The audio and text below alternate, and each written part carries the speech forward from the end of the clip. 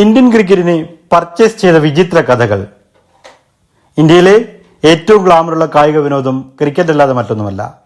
ക്രിക്കറ്ററാവുക എന്നതിനേക്കാൾ ഉപരി ക്രിക്കറ്റിനെ ഭരിക്കുന്നവരാവുക എന്നതാണ് കൂടുതൽ എളുപ്പമെന്ന് മനസ്സിലാക്കിയ ചിലർ അധികാരവും പണക്കൊഴുപ്പും ഉപയോഗിച്ച് ക്രിക്കറ്റിന്റെ അധികാര സ്ഥാനങ്ങൾ കൈയടക്കി വെച്ച് ഭരിക്കുന്നുണ്ട്. അതിനവർ നിയമം പോലും പൊളിച്ചെഴുതുകയോ കാറ്റിൽ പറത്തുകയോ ചെയ്തിട്ടുണ്ട്.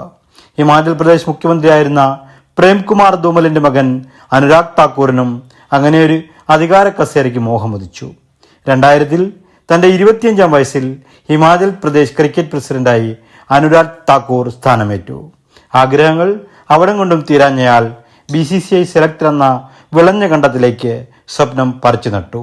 പക്ഷേ ഒരു നിബന്ധന അയാളെ ആ കസേരയിൽ എത്തിക്കുന്നതിൽ നിന്നും വിലക്കി മാറ്റി നിർത്തി. സെലക്ടറാകാൻ മിനിമം ഒരു രഞ്ജി മത്സരമെങ്കിലും കളിച്ചിരിക്കണമത്രേ.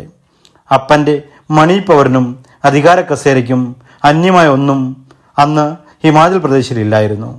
അടുത്ത രഞ്ജി മത്സരത്തിൽ ഹിമാചൽ പ്രദേശ് ക്രിക്കറ്റ് ടീമിന്റെ പുതിയ ക്യാപ്റ്റനായി അനുരാഗ് താക്കൂർ എത്തി. കളിയുടെ കണക്കുകളിൽ ഒരിടത്തും എഴുതി ചേർക്കാത്തൊരു മനുഷ്യൻ ഒരു സുപ്രഭാതത്തിൽ ടീമിനെ നയിക്കാനെത്തി. ആദ്യ പന്തിൽ തന്നെ പുറത്തായി. എന്നാൽ ബൗളിംഗിൽ അയാൾക്ക് വേണ്ടി 2 വാലറ്റക്കാർ സ്വയം ബലിയാടായി. അയാൾ ആകെ എറിഞ്ഞ 54 പന്തിൽ 24.5 ശരാശരിയിൽ 49 റൺസുകൾ വഴങ്ങി 2 വിക്കറ്റുകളും നേടി. പിന്നീട് ഒരിക്കലും അയാൾ ക്രീസിൽ ഇറങ്ങിയില്ല.